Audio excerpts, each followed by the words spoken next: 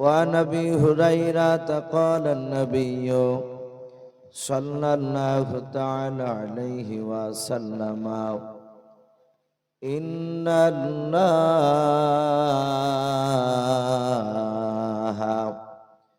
لا ينظر إلى صوركم وأموالكم ولكن ينظر إلى قلوبكم وأعمالكم متفق عليه أو كما قال عليه الصلاة والتسليم মুআজ্জাজ সামিনে কেরাম, আমি আপনাদের সম্মুখে কোরআনুল কারীম থেকে বেশ কয়েকটা এত টুকরা পরিবেশন করেছি, তেলাওয়াত করেছি।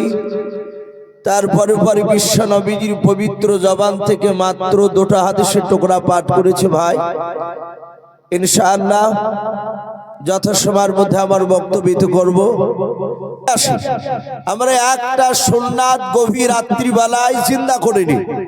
নবী বলেছেন এমন একটা সময় আসবে যে সময় আমার উম্মাতিরা তারা একটা সুন্নাতকে যদি জিন্দা করে আমল করে, নবীজি বলেছেন তার আমল নামায় 100টা শহীদের সব লিখে দেওয়া হয়। বলুন আলহামদুলিল্লাহ। ভাই, কিছু মনে করবেন না, আলোচনা আজ থেকে বাপজি 100-200 বছর আগেকার বক্তারা বক্তব্য রাখতো। আমরা তাদেরকে তো দেখি নাই, কিন্তু তাদের জীবনী বাপজি পড়ছি। তাদের বক্তব্য শুনে তাদের বক্তব্যতে বাপজি তাসির থাকতো। এখন বর্তমান আপনার বক্তারও আমল নাই, শ্রোতারও বাপজি আমল নেই। তাসির কারো দিক থেকে বাপজি হচ্ছে না।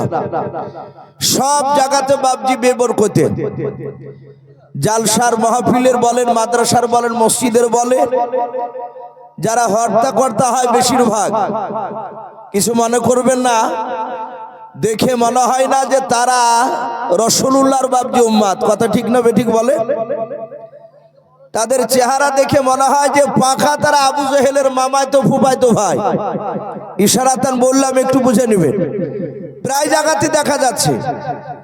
আমি আপনাদের সকলকে বলবো, বিশ্ব নবী জনাবে মুহাম্মদ রাসূলুল্লাহ সাল্লাল্লাহু তাআলা আলাইহি ওয়াসাল্লাম, নবী আমার দুনিয়ার বুকে এক নাই দুই নাই, রাসূল 63 বছর বেঁচে ছিলেন। কয় বছর বললাম বাপ?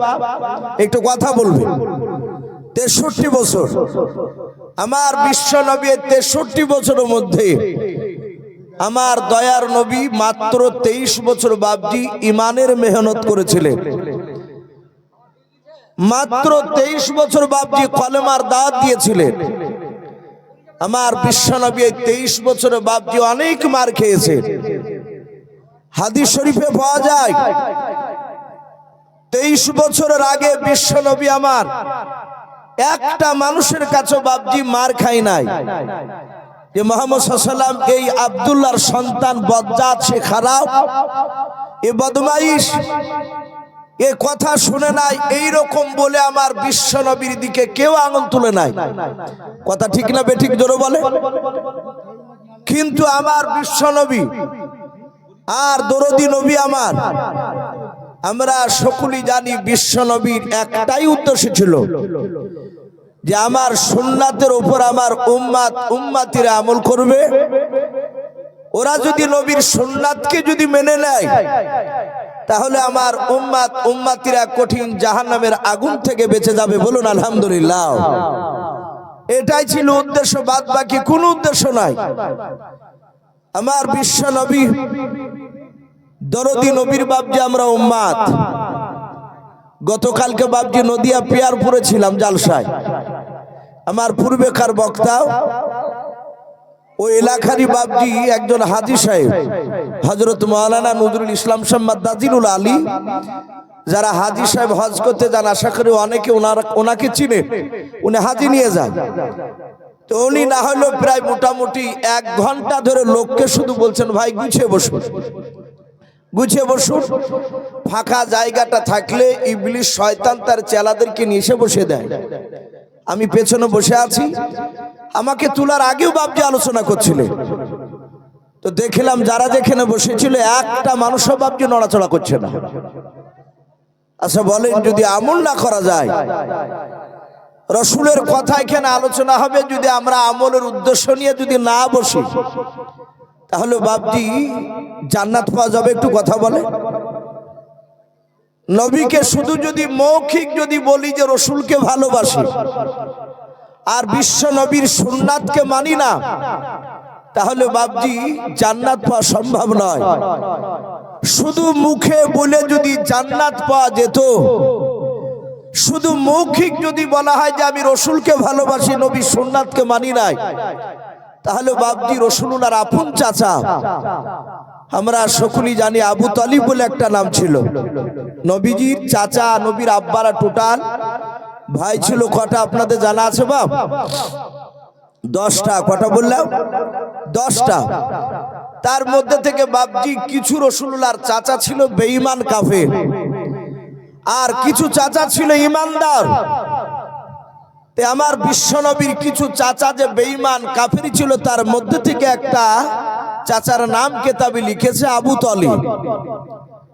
এই বিশ্বনবীজির চাচা আবু তালিব নবীকে ভালোবাসতো কি বাসতো না? একটু কথা বলে। কিন্তু এই আবু তালিব জান্নাতি না জাহান্নামী? কথা বলেন একটু জোরে। জাহান্নামী। তাহলে ভালোবাসতো খাবার, জাহান্নামেও তাকে যেতে হয়। আর আমরা জানি নবীকে যারা ভালোবাসবে তারা জান্নাতি না জাহান্নামী? একটু জোরে বলে। তারা জান্নাতি। কিন্তু ওখানে ভালোবাসার মধ্যে বাপজি একটু পার্থক্য ছিল।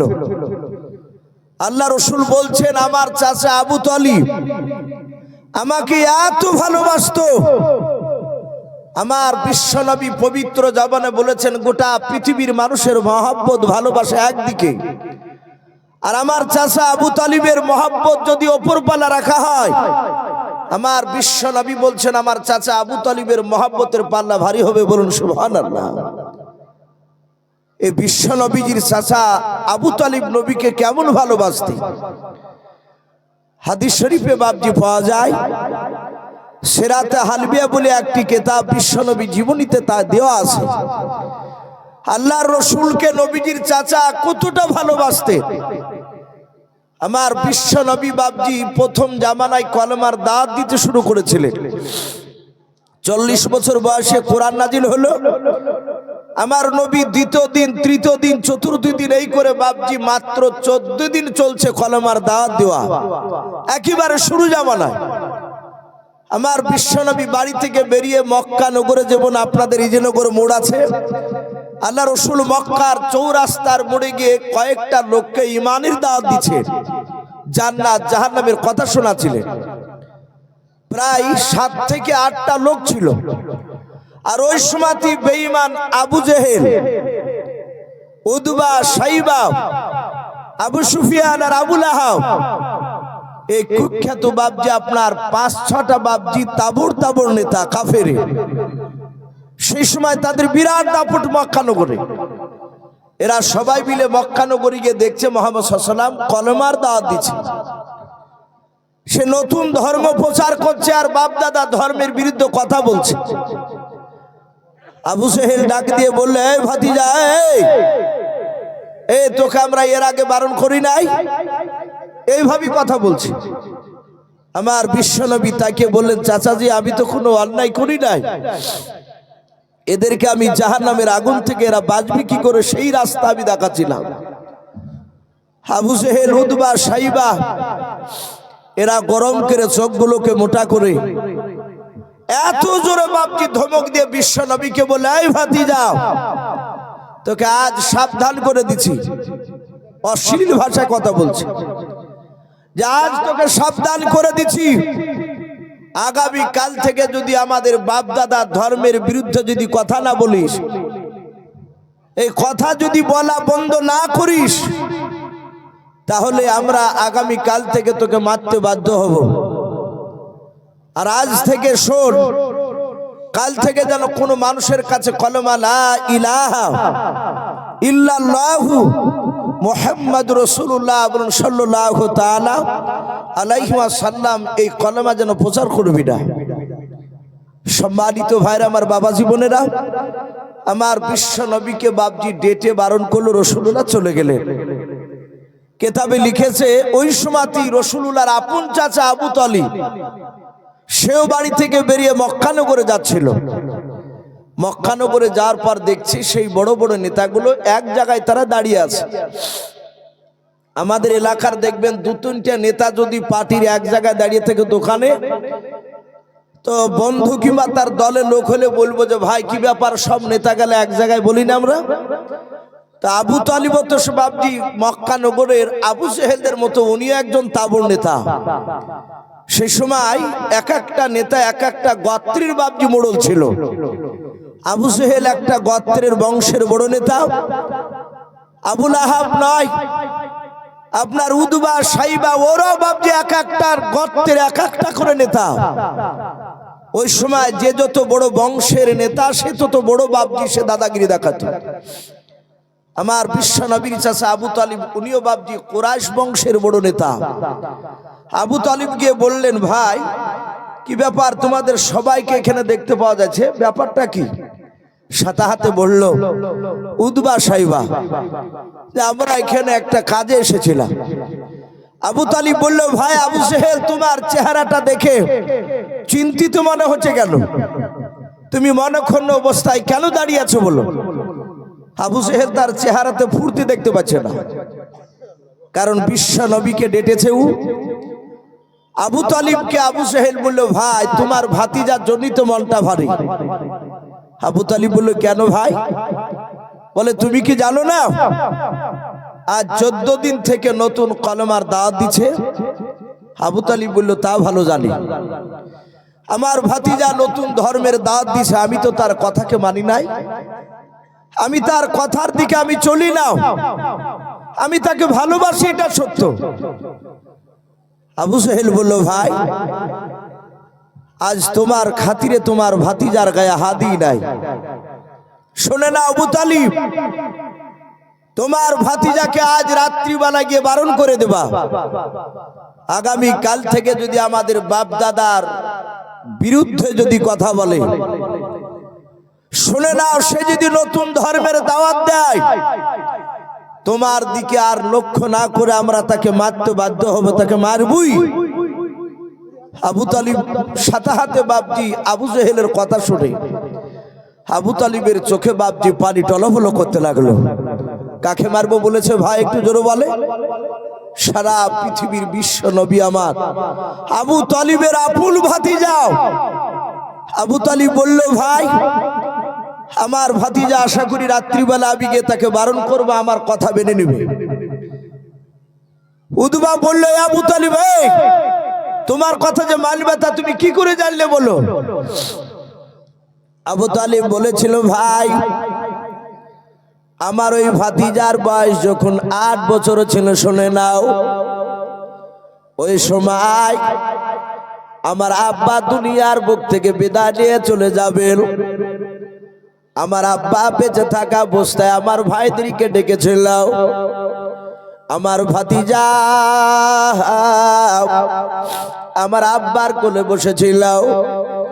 আমার বিশ্ব নবীজি ভাতিজা আমার আব্বার কোল থেকে সোজা এসে আমার কোলে এসে বসে গিয়েছিল। আমার আব্বার ইচ্ছা ছিল না আমার ভাতিজা আমার কাছে আসুক। কিতাবে পাওয়া যায় আব্দুল মুত্তালিব বাপজি নবীজির দাদাও, তার বাপজি 10টা ছেলের মধ্যে আব্বাস বলে একটা নবীজির বাপজি চাচা ছিল। হাদিস শরীফে পাওয়া যায় ওই আব্বাস বিশ্ব নবীর ওপর বাপজি ঈমান এনেছিল। ওই আব্বাস ওই সময় বাপজি নবীর চাচাদের মধ্যে থেকে সবচেয়ে বাপজি টাকা পয়সাওয়ালা মানুষ ছিলেন।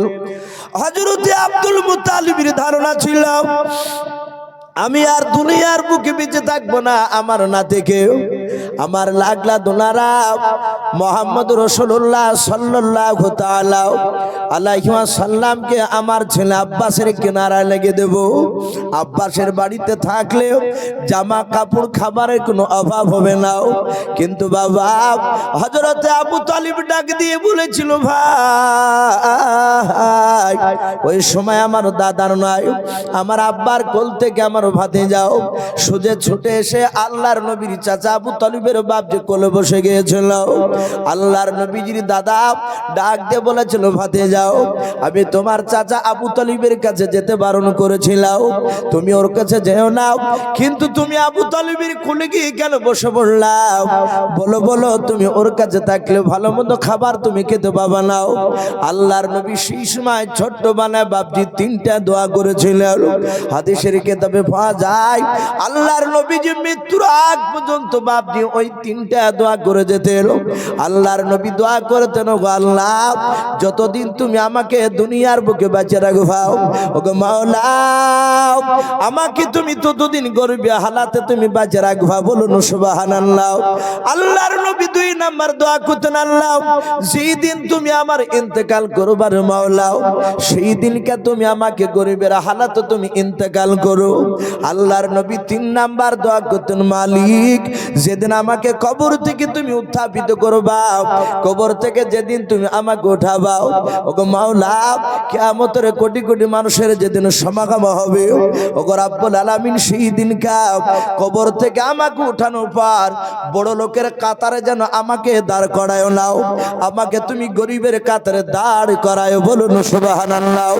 হযরত আবু তালিব ডাক দিয়ে বলেছিল, ভাই আমার ভাতিজা 8 বছর থেকে আমার কথা মোতাবেক চলে, শুনে না আমি আমার ভাতিজাকে যা বলেছি তাই শুনেছে।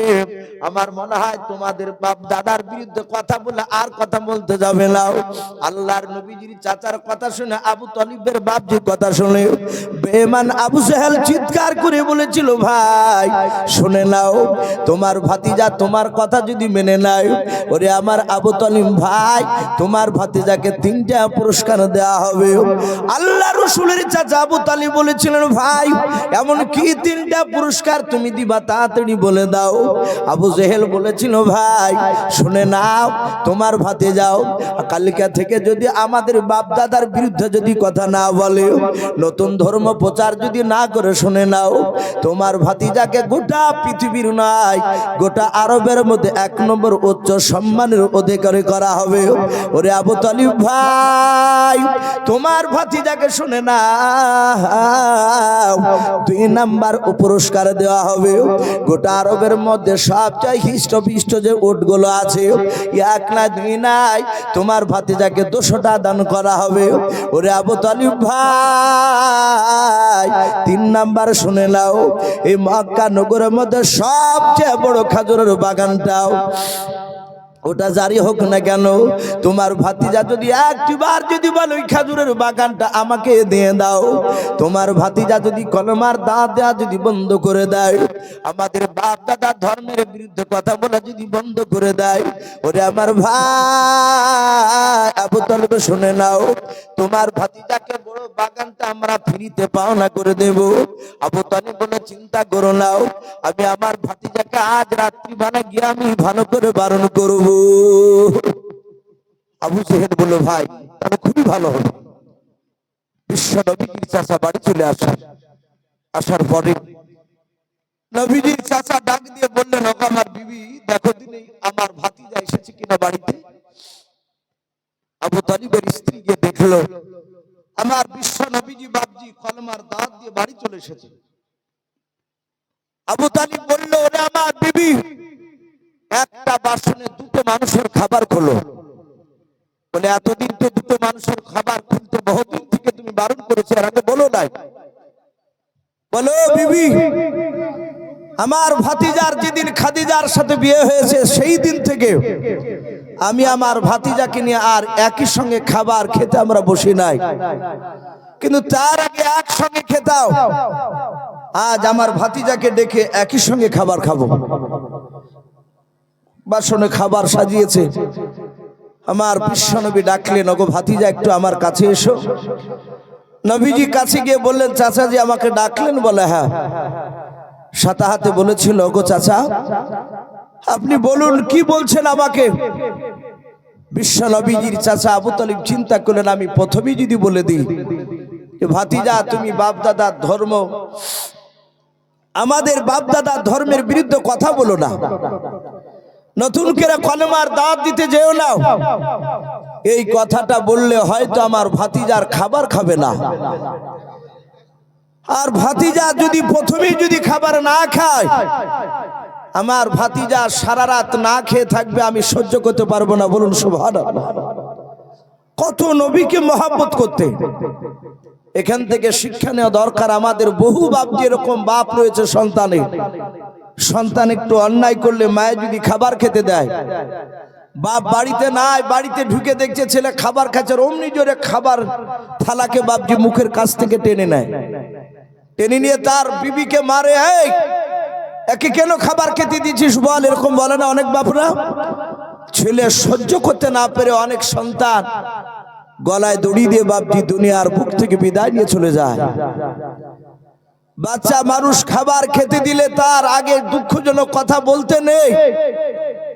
একজন বেঈমান আবু তালিব, সে খাবার খেতে দিয়ে চিন্তা করছে, যদি আগে বলি যে মুহাম্মদ সাল্লাল্লাহু আলাইহি ওয়াসাল্লাম, ওগো ভাতিজা তোমাকে আবু জেহেল মারতে চেয়েছে, কলমার দাওয়াত দিও না, তাহলে আমার ভাতিজার হয়তো কলমার এই কথা আওয়াজটা শুনে হয়তো আর খাবারটাই বন্ধ করে দেবে। আমি এখন বলবো না, খেয়ে নে তারপরে বলবো। আবু তালিব বলল, ভাতিজা খাবার তুমি শুরু করো। শুধু এতটুকু কথা বলেছে।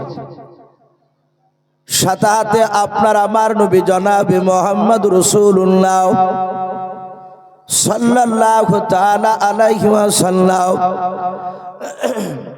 নবী আমার আবু তালিবের কাছে হাত দুখানা জোড় করে বলেছিল, ওগো আমার চাচা,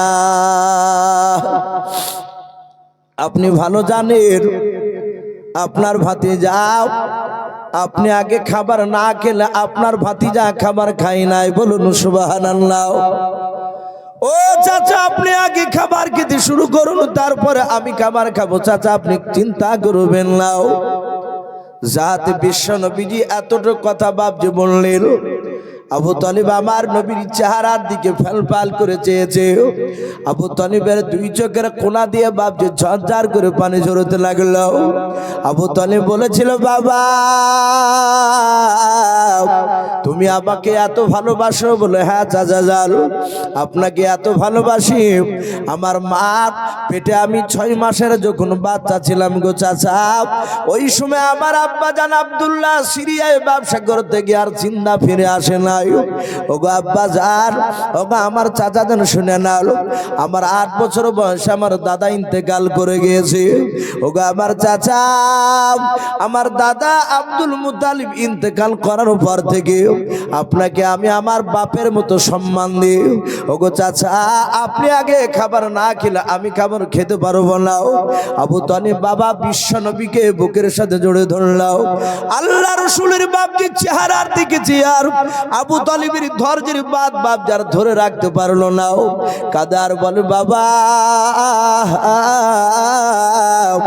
আর থাকতে পারে নাই রে বাবা, বল তোর সঙ্গে কি মক্কা নগরে কোন বেঈমান উতবা সাহেবা আবু জেহেল সাহেবার সাথে কি তোমার দেখা হয়েছিল? বলো। আল্লাহ রাসূল বলেছিলেন, চাচা হ্যাঁ আমার সাথে দেখা হয়েছিল। সাথে বলেছিল, ভাতিজা তোমাকে কি বলেছে বলো। আল্লাহর নবী বলেন, চাচা আমাকে কলমার দাঁত দিতে বারণ করেছে, ওদের বাপ দাদা ধর্মের বিরুদ্ধে কথা বলতে বারণ করেছে, যদি আমি না শুনি আমাকে কাল থেকে মারবো বলেছে।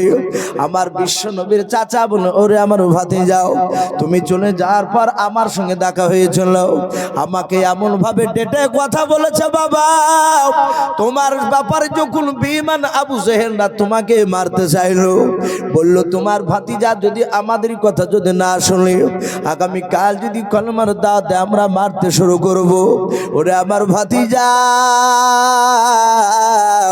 যখন তোমাকে মারবো বললো, আমার মনে হয় আসমানটা ভেঙে আমার মাথায় পড়ে যাবে রে বাবা। ও ভাতিজা, তোমাকে মারলে আমি সহ্য করতে পারবো না।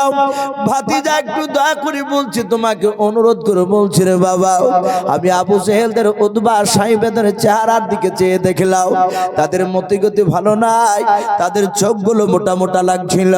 ওরে আমার ভাতিজা,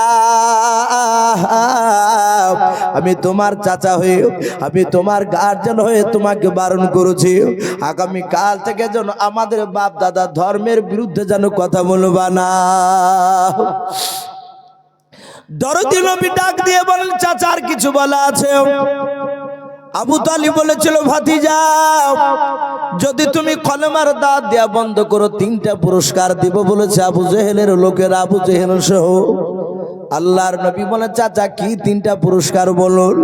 বলে, প্রথম নাম্বার, তোমাকে গোটা আরবের মধ্যে উচ্চ সম্মানের অধিকারী করা হবে। 2 নাম্বার, 200টা উট দেওয়া হবে। 3 নাম্বার, শোনে না, বড় বাগান তোমাকে দেওয়া হবে। ওরে আমার ভাতিজাও, এত 3টা যদি বড় উপহার তুমি পেয়ে যাও, তোমার লাইফে আর কোনো জায়গায় তোমাকে যাওয়া লাগবে না, খাটা লাগবে না। আমার বিশ্ব নবী বলেন, ওগো চাচা আর কিছু দিতে চেয়েছে? বলে, নাও। 7 নবী ডাক দিয়ে বলেন, চাচা শুনে না, শুধু ওই 3টা জিনিস কেন, আবু জেহেলের লোকেরা সারা পৃথিবীর ধন সম্পদ যদি আমাকে নিয়ে এসে দিয়ে দেয়, ও চাচা শুনে না, আসমান থেকে যদি চাঁদ পেড়ে নিয়ে এসে আমার যদি ডান হাতে দিয়ে দেয়, আর সূর্য পেড়ে নিয়ে এসে যদি আমার বাম হাতে দিয়ে দেয়, ওগো চাচা আমি খোদার কসম করে বলি, চাচা শুনে না, আমি কলমার দাওয়াত দেওয়া বন্ধ করব না। জোরে বলুন সুবহানাল্লাহ। রাসূল চিৎকার করে বলেন, এই চাচা আমি খোদার কসম করে বলি, আমি কলমার দাওয়াত দেওয়া বন্ধ করব না।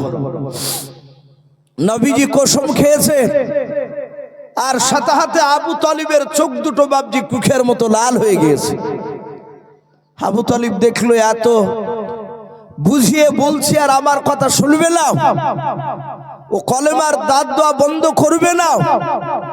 আবু তালিব সাথে হাতে বললে, এই ভাতিজা, আমিও লাত উজ্জার কসম করে বলছি। সেই সময় কাফেররা সবচেয়ে বাপজি বড় দেবতা লাত উজ্জাকে বাপজি মানত। আবু তালিব ডাক দিয়ে বলল, আমিও লাত উজ্জার কসম করে বলি, বাবা তুমি যখন কলমার দাওয়াত দেওয়া বন্ধই করবে না, আমিও কথা দিচ্ছি, গোটা গোটা শুনে নাও, তোমার আবু তালিবের শরীরে 1 ফোঁটা রক্ত থাকা অবস্থায় তোমার শরীরে ফুলের ছিটকি ফেলতে দিবে না। জোরে বলুন সুবহানাল্লাহ। আমার বিশ্বনবী চাচাই কথা বললেন, ভাই অপরাধ আবু তালিবের একটাই, রাসূলুল্লাহর সুন্নাতকে বাপজি সে মানে নাই, নবীকে মহব্বত করেছিল। আপনি আমি যতই বলি না কেন বিশ্ব নবীকে ভালোবাসি, আপনার পা থেকে মাথা পর্যন্ত যদি নবীর সুন্নাত জিন্দা না পাওয়া যায়, আপনার চলা ফিরা বসা খাওয়া মানুষের কাছে কথা ওয়াদা করাও সব যদি বিশ্ব নবীর যদি সুন্নাত মোতাবিক যদি না হয়, বাপজি যতই মুখে বলি নবীকে ভালোবাসি, মৃত্যুর পর জাহান্নাম ছাড়া কোনো রাস্তা নাই। এই জাহান্নাম যাওয়া লাগবে। আজ সারা পৃথিবীর বাপজি বেঈমানের শক্তি আস্তে আস্তে বেড়ে যাচ্ছে। ওলামায়ে কেরামরা বলছেন একটাই কারণ, সেটা হচ্ছে আমাদের ঈমানি জজবা কমে যাচ্ছে, আজ আমাদের আমল কমে যাচ্ছে, আর বেঈমানদের শক্তি বাপজি আস্তে আস্তে বেড়ে যাচ্ছে। সাহাবায়ে কেরামদের আমল বেশি ছিল, বেঈমানদের শক্তি বাপজি তাদের কম ছিল। আমরা সকলেই জানি মাত্র 313 জন সাহাবা, 313 জন সাহাবা, তাদের ঈমানের এত জোশ ছিল, বদরের প্রান্তরে বাপজি হাজার হাজার বেঈমানকে বাপজি আপনার হারিয়ে দিয়েছে।